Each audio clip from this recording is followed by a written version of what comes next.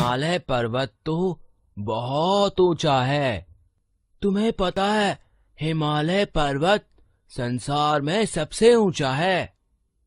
गंगा नदी, यमुना नदी तथा अनेक नदियां भी हिमालय से ही निकलती हैं।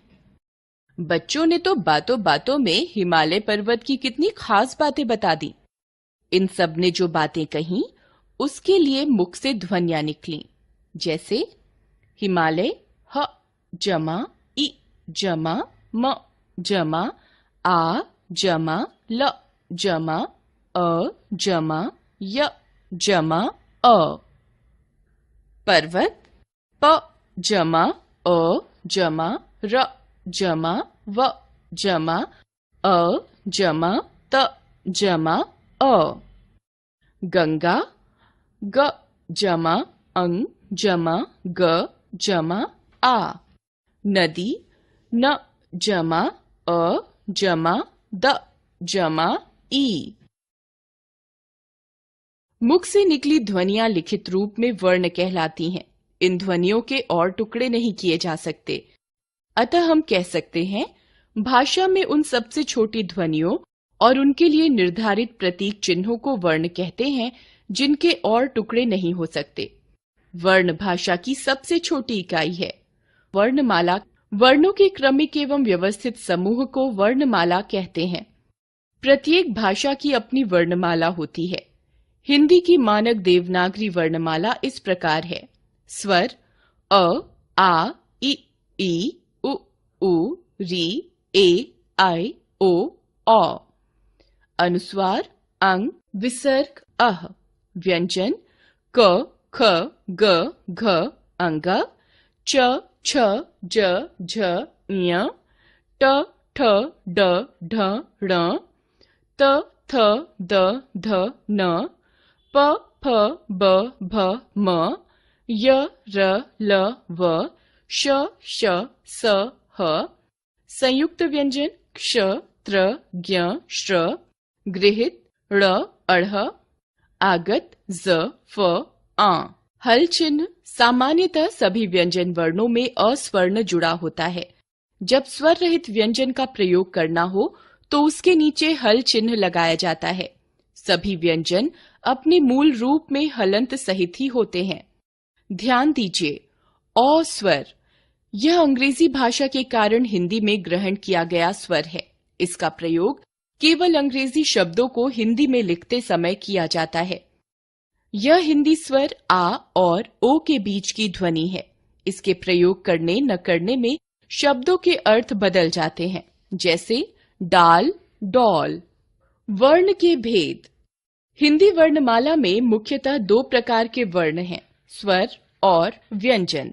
स्वर जिन वर्णों को बोलने में किसी अन्य वर्ण की सहायता नहीं ली जाती और हवा बिना किसी रुकावट के हमारे मुख से निकलती है, उन्हें स्वर कहते हैं।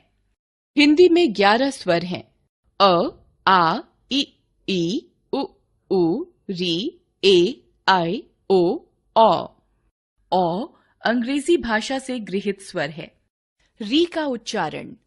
हिंदी में री का उच्चारण री के रूप में होने लगा है। औ ध्वनि।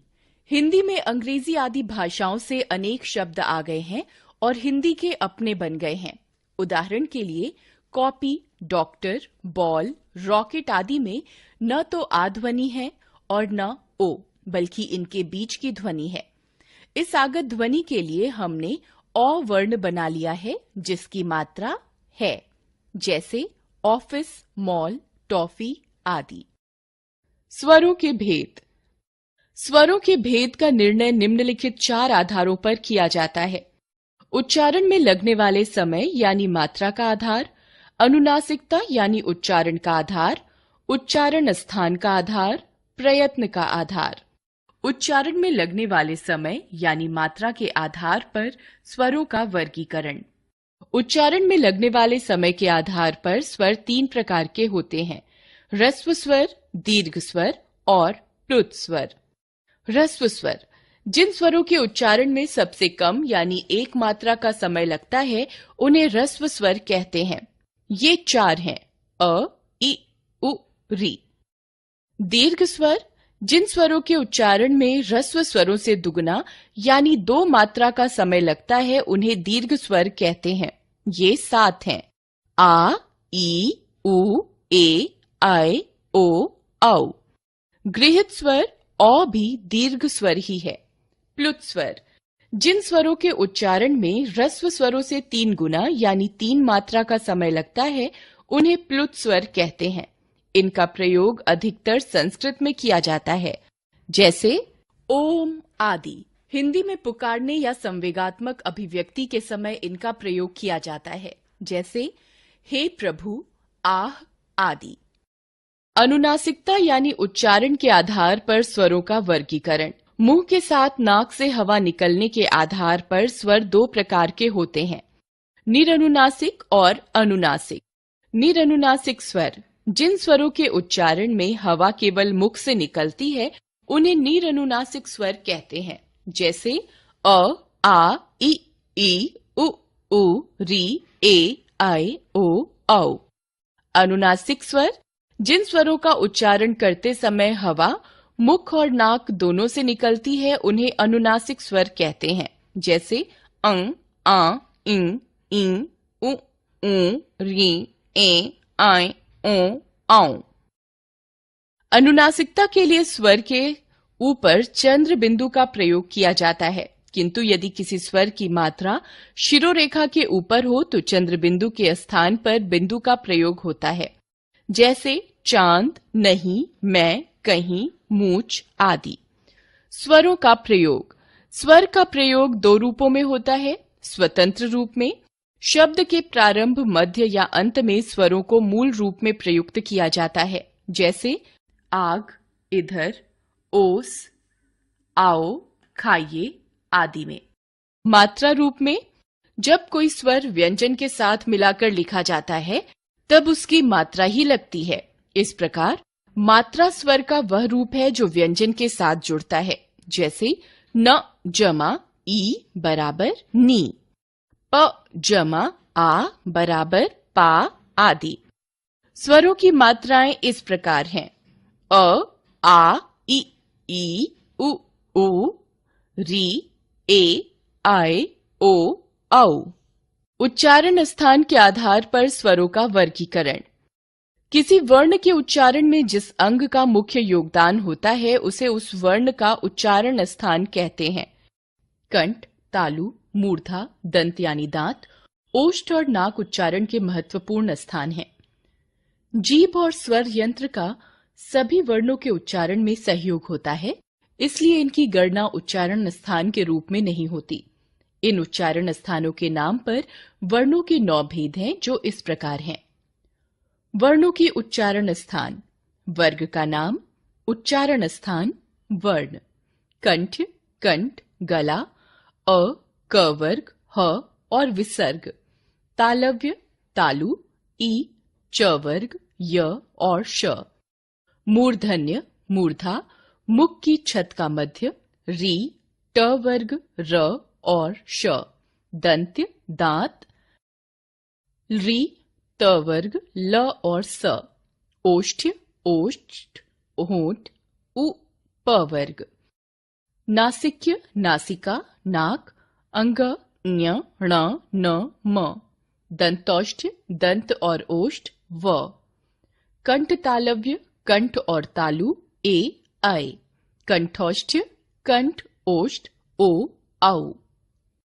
ऊपर की तालिका के अनुसार उच्चारण स्थानों के आधार पर स्वरों के 6 भेद होते हैं: कंठ्य, तालव्य, मूर्धन्य, ओष्ठ्य, कंठ तालव्य, कंठौष्ठ्य। प्रयत्न के आधार पर स्वरों का वर्गीकरण। वर्णों का उच्चारण करने में बोलने वाले को जो प्रयास करना पड़ता है उसे प्रयत्न कहते हैं। प्रयत्न के आधार पर स्वरों के निम्नलिखित मुख्य भेद होते हैं। घोष स्वर। सभी स्वरों के उच्चारण में स्वर तंत्रियों में कंपन यानी नाद या घोष होता है, इसलिए सभी भाषाओं के सभी स्वर घोष होते हैं। विवृत। जब उच्चारण में मुंह खुला होता है और संपूर्ण वायु मार्ग एक विवर यानी सुरंग के रूप में होता है तो इस प्रयत्न को विवृत कहते हैं। सभी स्वर विवृत होते हैं। अयोगवाह। हिंदी वर्णमाला में स्वरों के बाद दो ध्वनियां और भी हैं, अंग यानी अनुस्वार और अह यानी विसर्ग। ये स्वर ध्वनियां नहीं हैं, किंतु इनका उच्चारण सदैव स्वर के बाद होता है। अनुस्वार। अनुस्वार को स्वर या व्यंजन के ऊपर लगाया जाता है, जैसे अंक, इंदु, चंपा, संकट, अंगद आदि। हिंदी में अनुस्वार का प्रयोग स्पर्श व्यंजन के प्रत्येक वर्ग के स्वर रहित पंचमाक्षर के लिए किया जाता है, जैसे गंगा, गंगा, चंचल, चंचल, कंठ, कंठ, अंत, अंत, कंपन, कंपन आदि। य, र, ल, व, श, श, स, ह से पहले अनुस्वार का ही प्रयोग होता है, किंतु उच्चारण भिन्न हो सकता है, जैसे अंश, कंस, संवाद, संसार, संघार आदि। विसर्ग। विसर्ग का उच्चारण अघोष ह व्यंजन के समान होता है, जैसे स्वतः, अतः, प्रातः आदि। इसका प्रयोग प्रायः संस्कृत के तत्सम शब्दों में होता है। विसर्ग का संधि रूपों में विशेष महत्व है। अनुस्वार और अनुनासिक में अंतर। अनुस्वार व्यंजन ध्वनि है, जबकि अनुनासिक स्वर ध्वनि है। अनुस्वार के उच्चारण में श्वास वायु नाक से निकलती है, जबकि अनुनासिक के उच्चारण में वायु नाक और मुंह दोनों से एक साथ निकलती है। इन दोनों के गलत प्रयोग से शब्दों के अर्थ भी बदल जाते हैं, जैसे हंस एक जलीय पक्षी, हंस एक क्रिया। व्यंजन। जो वर्ण स्वरों की सहायता से बोले जाते हैं और जिनके उच्चारण के समय हवा रुककर या रगड़ खाकर मुख से बाहर निकलती है, उन्हें व्यंजन कहते हैं। व्यंजनों का वर्गीकरण। व्यंजन वर्णों को सामान्यतः 3 भागों में बांटा जाता है, स्पर्श, अंतस्थ और ऊष्म। स्पर्श व्यंजन। क से म तक के व्यंजन स्पर्श व्यंजन हैं। इन व्यंजनों का उच्चारण करते समय मुख के कोई 2 अंग अलग अलग स्थानों का स्पर्श करते हैं, इसलिए इन्हें स्पर्श व्यंजन कहते हैं। इनके 5 वर्ग हैं। प्रत्येक वर्ग में 5 व्यंजन होते हैं। प्रत्येक वर्ग का नाम उस वर्ग के पहले व्यंजन के नाम पर रखा गया है। क वर्ग क, ख, ग, घ, अंग। च वर्ग च, छ, ज, झ, इय। ट वर्ग ट, ठ, ड, ढ, ण स्पर्श व्यंजन।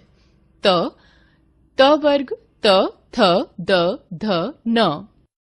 प वर्ग प, फ, ब, भ, म। अंतस्थ स्वर। अंतस्थ व्यंजनों का उच्चारण करते समय मुख का कोई अंग दूसरे अंग का पूरी तरह स्पर्श नहीं करता, अर्थात इनका उच्चारण स्वरों और व्यंजनों के बीच की स्थिति में होता है, इसलिए इन्हें अंतस्थ व्यंजन कहते हैं। य, र, ल, व 4 अंतस्थ व्यंजन हैं। ऊष्म व्यंजन। इनका उच्चारण करते समय हवा मुंह में बहुत अधिक रगड़ खाने के कारण थोड़ी ऊष्म यानी गर्म हो जाती है, इसलिए इन्हें ऊष्म व्यंजन कहते हैं। ये संख्या में 4 हैं, श, श, स, ह। संयुक्त व्यंजन। 2 अलग अलग व्यंजनों से मिलकर बने व्यंजनों को संयुक्त व्यंजन या संयुक्ताक्षर कहते हैं। हिंदी वर्णमाला में 4 संयुक्त व्यंजनों को स्थान दिया गया है, श, त्र, ज्ञ और श्र। संयुक्त व्यंजन और वर्ण संयोग। संयुक्त व्यंजन में 2 व्यंजन मिलकर एक नया रूप ले लेते हैं और वर्ण संयोग में 2 वर्ण आपस में बहुत कुछ अपने पूर्व में बने रहते हैं। वर्ण संयोग में हलंत व्यंजन में स्वर मिलने पर स्वर व्यंजन में मिलकर एक रूप हो जाता है।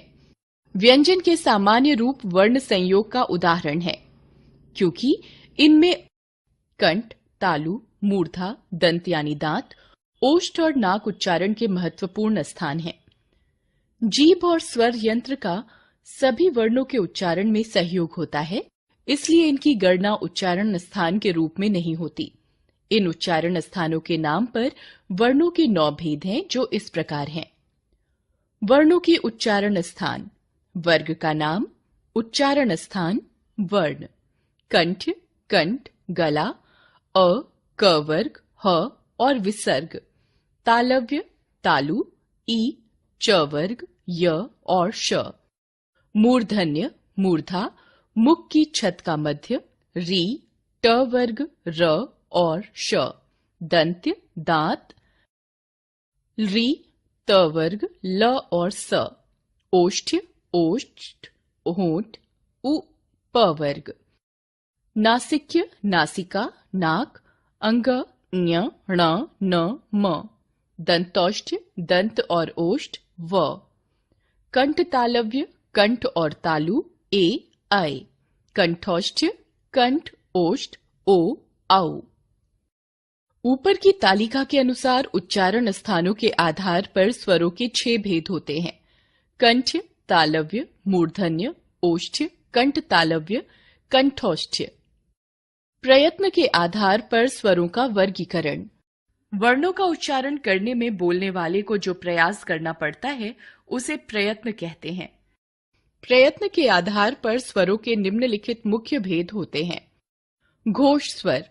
सभी स्वरों के उच्चारण में स्वर तंत्रियों में कंपन यानी नाद या घोष होता है, इसलिए सभी भाषाओं के सभी स्वर घोष होते हैं। विवृत। जब उच्चारण में मुंह खुला होता है और संपूर्ण वायु मार्ग एक विवर यानी सुरंग के रूप में होता है तो इस प्रयत्न को विवृत कहते हैं। सभी स्वर विवृत होते हैं। अयोगवाह। हिंदी वर्णमाला में स्वरों के बाद 2 ध्वनियां और भी हैं, अंग यानी अनुस्वार और अह यानी विसर्ग। ये स्वर ध्वनियां नहीं हैं, किंतु इनका उच्चारण सदैव स्वर के बाद होता है। अनुस्वार। अनुस्वार को स्वर या व्यंजन के ऊपर लगाया जाता है, जैसे अंक, इंदु, चंपा, संकट, अंगद आदि। हिंदी में अनुस्वार का प्रयोग स्पर्श व्यंजन के प्रत्येक वर्ग के स्वर रहित पंचमाक्षर के लिए किया जाता है, जैसे गंगा, गंगा, चंचल, चंचल, कंठ, कंठ, अंत, अंत, कंपन, कंपन आदि। य, र, ल, व, श, श, स, ह से पहले अनुस्वार का ही प्रयोग होता है, किंतु उच्चारण भिन्न हो सकता है, जैसे अंश, कंस, संवाद, संसार, संघार आदि। विसर्ग। विसर्ग का उच्चारण अघोष ह व्यंजन के समान होता है, जैसे स्वतः, अतः, प्रातः आदि। इसका प्रयोग प्रायः संस्कृत के तत्सम शब्दों में होता है। विसर्ग का संधि रूपों में विशेष महत्व है। अनुस्वार और अनुनासिक में अंतर। अनुस्वार व्यंजन ध्वनि है, जबकि अनुनासिक स्वर ध्वनि है। अनुस्वार के उच्चारण में श्वास वायु नाक से निकलती है, जबकि अनुनासिक के उच्चारण में वायु नाक और मुंह दोनों से एक साथ निकलती है। इन दोनों के गलत प्रयोग से शब्दों के अर्थ भी बदल जाते हैं, जैसे हंस एक जलीय पक्षी, हंस एक क्रिया। व्यंजन जो वर्ण स्वरों की सहायता से बोले जाते हैं और जिनके उच्चारण के समय हवा रुककर या रगड़ खाकर मुख से बाहर निकलती है उन्हें व्यंजन कहते हैं। व्यंजनों का वर्गीकरण। व्यंजन वर्णों को सामान्यतः 3 भागों में बांटा जाता है, स्पर्श, अंतस्थ और ऊष्म। स्पर्श व्यंजन। क से म तक के व्यंजन स्पर्श व्यंजन हैं। इन व्यंजनों का उच्चारण करते समय मुख के कोई 2 अंग अलग अलग स्थानों का स्पर्श करते हैं, इसलिए इन्हें स्पर्श व्यंजन कहते हैं। इनके 5 वर्ग हैं। प्रत्येक वर्ग में 5 व्यंजन होते हैं। प्रत्येक वर्ग का नाम उस वर्ग के पहले व्यंजन के नाम पर रखा गया है। क वर्ग क, ख, ग, घ, अंग। च वर्ग च, छ, ज, झ, इय। ट वर्ग ट, ठ, ड, ढ, ण स्पर्श व्यंजन। त वर्ग त, थ, द, ध, न। प वर्ग प, फ, ब, भ, म। अंतस्थ स्वर। अंतस्थ व्यंजनों का उच्चारण करते समय मुख का कोई अंग दूसरे अंग का पूरी तरह स्पर्श नहीं करता, अर्थात इनका उच्चारण स्वरों और व्यंजनों के बीच की स्थिति में होता है, इसलिए इन्हें अंतस्थ व्यंजन कहते हैं। य, र, ल, व 4 अंतस्थ व्यंजन हैं। ऊष्म व्यंजन। इनका उच्चारण करते समय हवा मुंह में बहुत अधिक रगड़ खाने के कारण थोड़ी ऊष्म यानी गर्म हो जाती है, इसलिए इन्हें ऊष्म व्यंजन कहते हैं। ये संख्या में 4 हैं, श, श, स, ह। संयुक्त व्यंजन। 2 अलग अलग व्यंजनों से मिलकर बने व्यंजनों को संयुक्त व्यंजन या संयुक्ताक्षर कहते हैं। हिंदी वर्णमाला में 4 संयुक्त व्यंजनों को स्थान दिया गया है, श, त्र, ज्ञ और श्र। संयुक्त व्यंजन और वर्ण संयोग। संयुक्त व्यंजन में 2 व्यंजन मिलकर एक नया रूप ले लेते हैं और वर्ण संयोग में दो वर्ण आपस में बहुत कुछ अपने पूर्व में बने रहते हैं। वर्ण संयोग में हलंत व्यंजन में स्वर मिलने पर स्वर व्यंजन में मिलकर एक रूप हो जाता है। व्यंजन के सामान्य रूप वर्ण संयोग का उदाहरण है, क्योंकि इनमें अस्वर मिला होता है। दो व्यंजनों के वर्ण संयोग में स्वर रहित व्यंजन थोड़े से परिवर्तन के साथ स्वर सहित व्यंजन से मिल जाता है। त, ज, पत, तप, क्ल, श्व आदि। गृहीत व्यंजन ड़, अढ़ हिंदी की दो प्रमुख गृहीत व्यंजन ध्वनियां हैं। इनके उच्चारण में जीभ पहले ऊपर उठती है और फिर झटके के साथ नीचे गिरती है, इसलिए इन दोनों को उच्छित व्यंजन भी कहते हैं। इनके अलावा विदेशी भाषाओं के शब्द हिंदी में आ जाने से कुछ नई ध्वनियों की व्यवस्था की गई है, जिसके लिए कुछ व्यंजनों में नुक्ता लगाया जाता है। कुछ शब्द ऐसे हैं जिनका हिंदी और उर्दू में उच्चारण और वर्तनी लगभग एक जैसे हैं, परंतु उनके अर्थ अलग अलग होते हैं, जैसे सजा, सजाना, सजा, दंड। फन, सांप का, फन, हुनर। अर्थ के इस अंतर को स्पष्ट करने के लिए नुक्ते का प्रयोग आवश्यक है। वर्ण संयोग के नियम।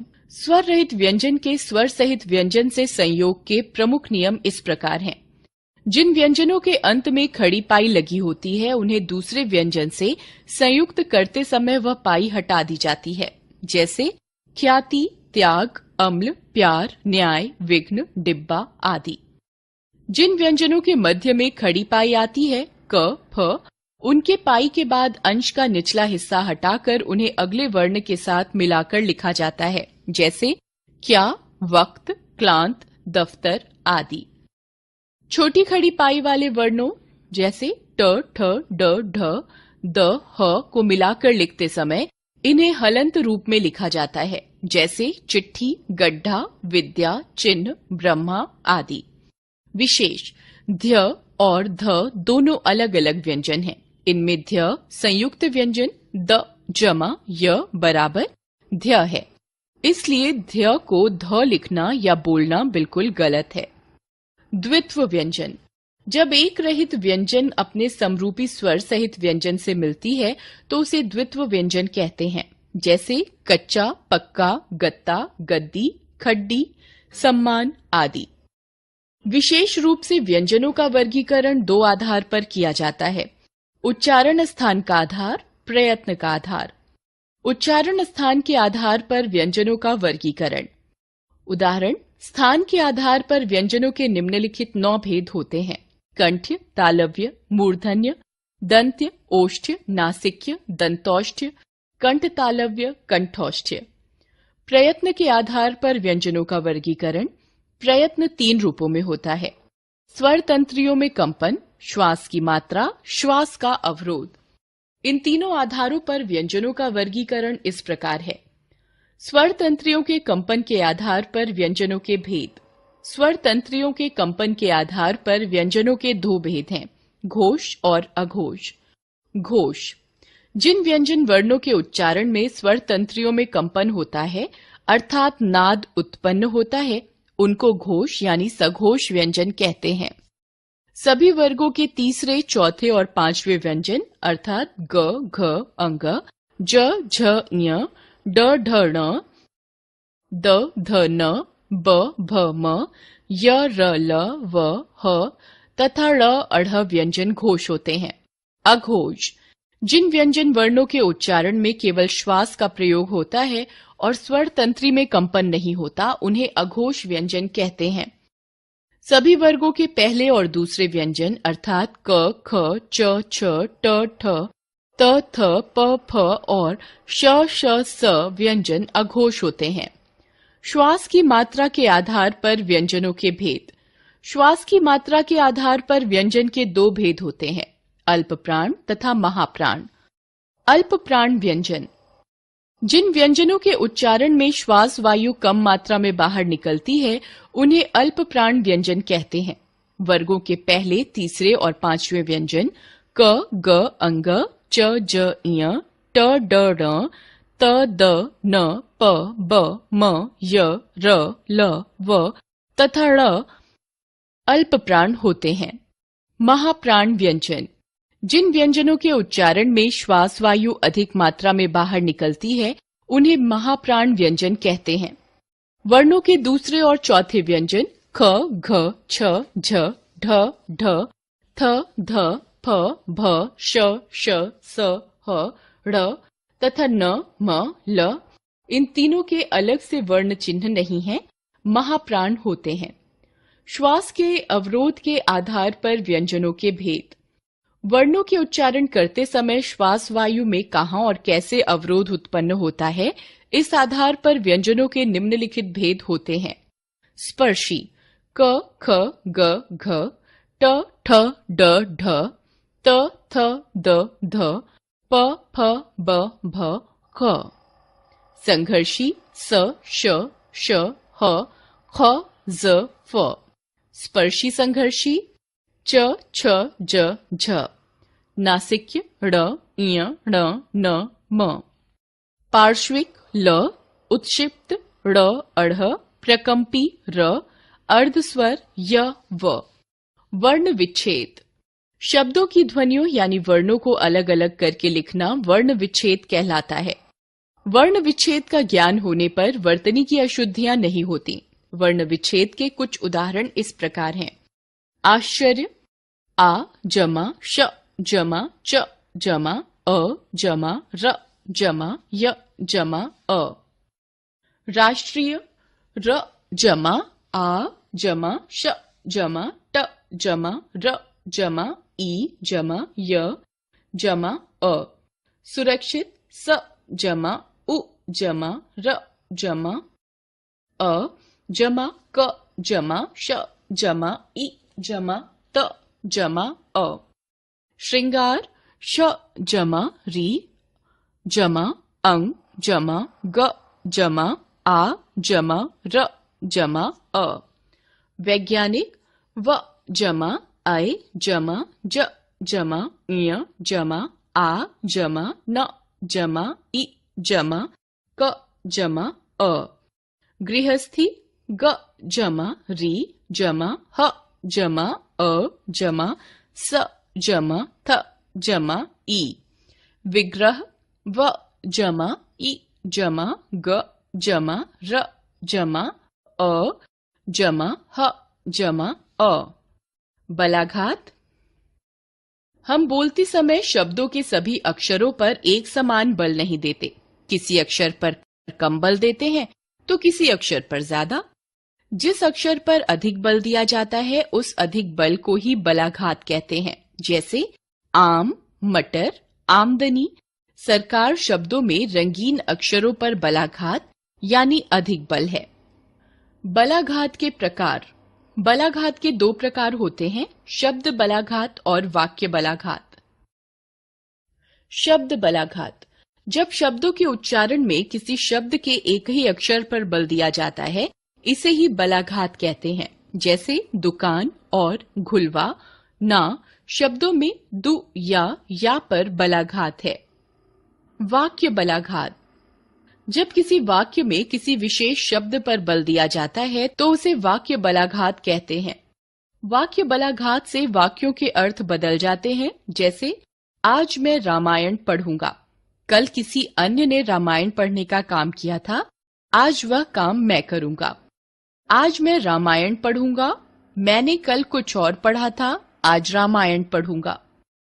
आज मैं रामायण पढ़ूंगा, मैं आज रामायण ही पढ़ूंगा, कुछ और नहीं। संगम। उच्चारण करते समय हमें वाक्य के पदों की सीमाओं का ध्यान रखना पड़ता है।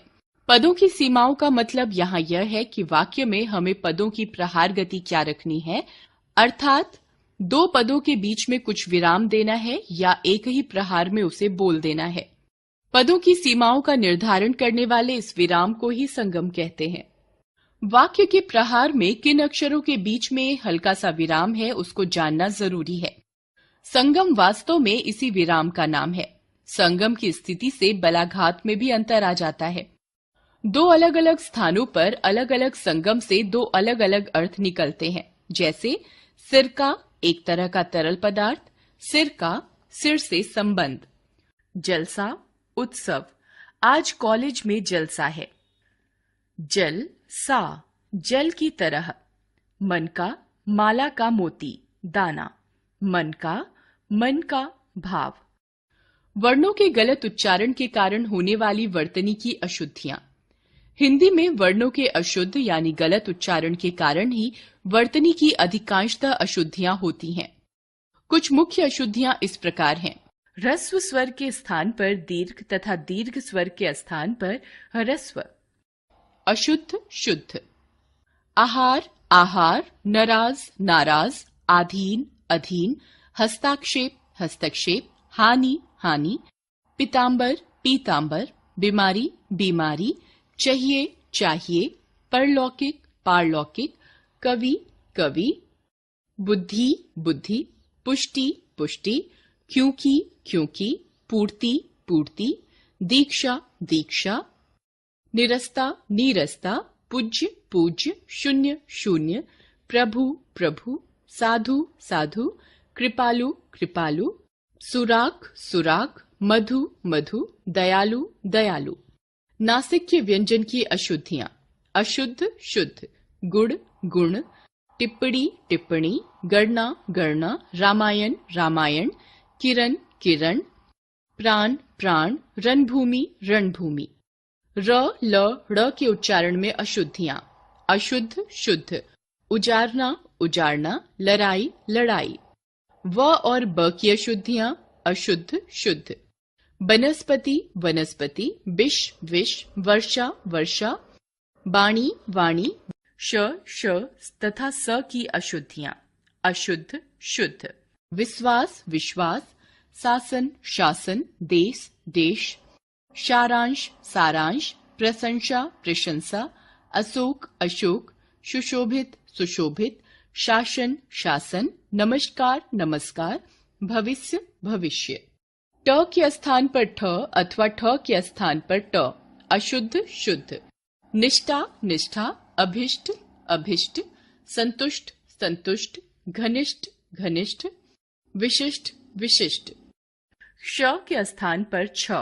अशुद्ध शुद्ध, क्षेम क्षेम, दीक्षा दीक्षा, क्षमा क्षमा, कछा कक्षा, विपक्ष विपक्ष। री के स्थान पर र। अशुद्ध शुद्ध, ऋषि ऋषि, ग्रहित गृहित, गृहस्थ गृहस्थ, कृपा कृपा, पृथक पृथक। याद रखें, वर्ण वे ध्वनि चिन्ह हैं जिनके और खंड नहीं किए जा सकते। वर्णों के क्रमिक और व्यवस्थित समूह को वर्णमाला कहते हैं। हिंदी वर्णमाला में दो तरह के वर्ण हैं, स्वर और व्यंजन। व्यंजनों के साथ स्वरों को मिलाकर लिखने पर स्वर व्यंजनों के साथ मात्रा के रूप में जुड़ते हैं। सभी स्वर अनुनासिक भी होते हैं। अनुस्वार का प्रयोग पंचम वर्णों के स्थान पर होता है। स्वर सामान्यतः तीन प्रकार के होते हैं, ह्रस्व, दीर्घ और प्लुत। व्यंजनों के सामान्यतः तीन भेद होते हैं, स्पर्श, अंतस्थ और ऊष्म। स्वर रहित व्यंजन के समान स्वर सहित व्यंजन से मेल होने को द्वित्व व्यंजन कहते हैं। स्वर तंत्री में कंपन के आधार पर व्यंजनों के दो भेद होते हैं, घोष और अघोष। श्वास वायु की मात्रा के आधार पर व्यंजनों के अल्पप्राण और महाप्राण दो भेद होते हैं। उच्चारण के समय शब्दों के अक्षरों या वाक्यों के पदों पर बल देने को बलाघात कहते हैं। उच्चारण के समय दो पदों के बीच के विराम को संगम कहते हैं।